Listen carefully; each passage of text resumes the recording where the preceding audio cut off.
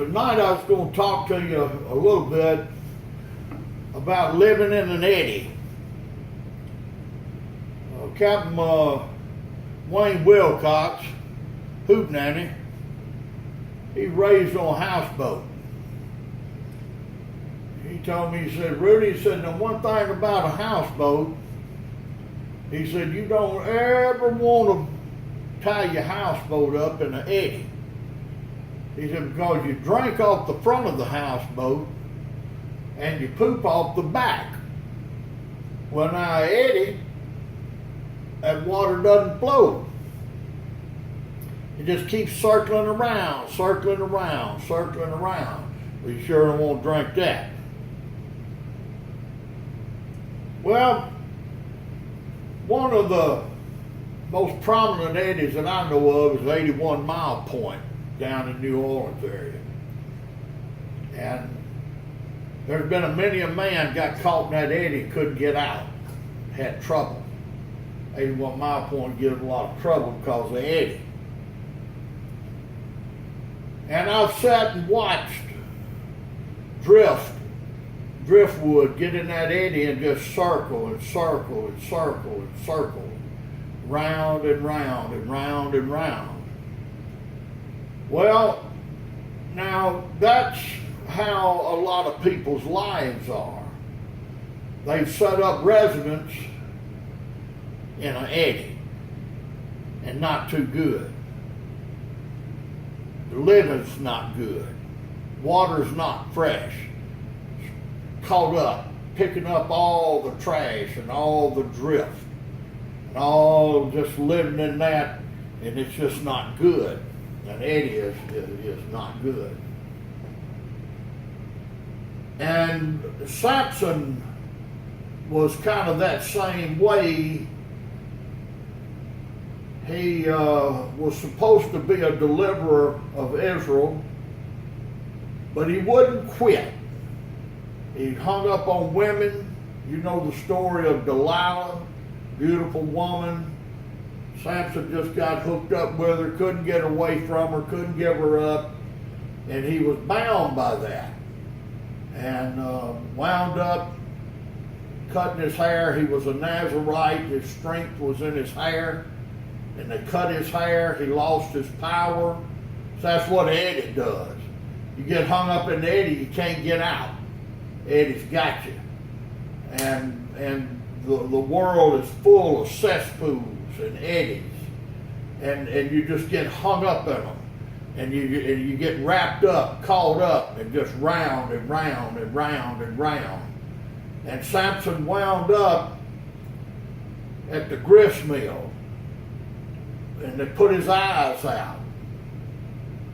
And he's just going round and round, round and round. And as the story goes, he finally got deliverance and his hair grew back. He got a little of his power back, but he never did get his eyes. Got his hands on the pillars and killed a lot of the Philistines, and he come out of it. But he didn't come out of it with his life, and he didn't come out of it with his eyes. The cost of sin, the old saying is that sin will carry you further than you want to go and cost you more than you want to pay. And that's what happened to Samson. And many, many people have found that to be true as they have committed adultery, lost their wife, lost their kids, and come find out one fling at night was not worth the price, too big a price.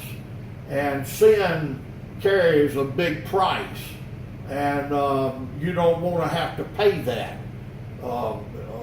It'll cost you more than you're really willing to pay. And then you never, it marks you. You bear the mark of sin. And even though you could be forgiven, Samson's hair grew back, he got his strength, but he never regained his eyes. And so sin will mark you. And even though you might get forgiven, you can't undo. You know, if you're pregnant, you're just pregnant. I've got scars that I've acquired through life and working and cut. And those scars, I can't get rid of them scars. Now, they not bother me, but I'm scarred. And sin will scar you for life, just through the road of life and things that you do, whether it be a felony or just unwanted children, and on and on and on. Life, words that you shouldn't have said, and a loved one dies and you can't undo it. You didn't have time. You might have intended or thought about undoing it, but death robbed you of that opportunity. And so you get hung up in life, in the whirlpool, and in the cesspool, and in the eddies. And every time you go down the river and you watch those eddies, and you put that in your life, you think about that, because your life, you want to make sure you stay in the flowing water where the water's clean, where the water in the river carries all the trash out of your life and on down to be deposited somewhere else. But don't stay out of the eddies, because it's in those eddies where you get hung up in life, and you're just around and around and around and around. And so many people out here on this river, and they ain't at home. They just caught up in the eddies of life, and then they tried to drink off the bow and use the bathroom off the stern, and it's all mixed up, and it's not good. Not good. You don't ever want to take and put your boat and settle down to try to live in an eddy. That's not what you want to do. So, from out of your belly shall flow rivers of living waters. And so you want to stay in the rivers.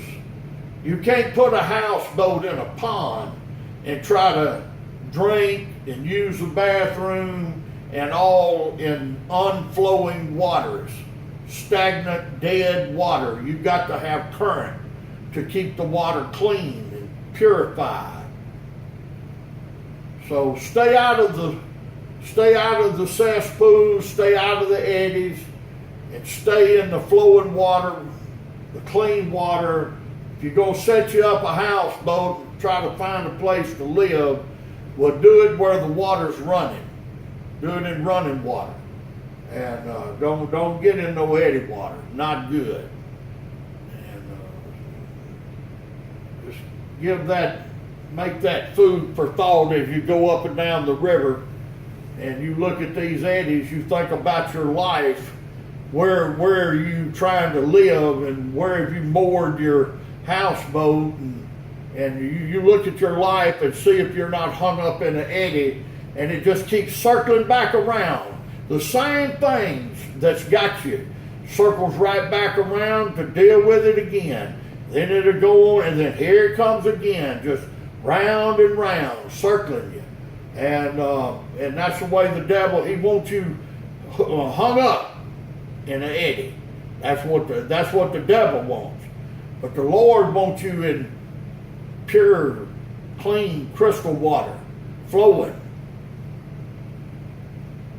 So stay out of the eddies.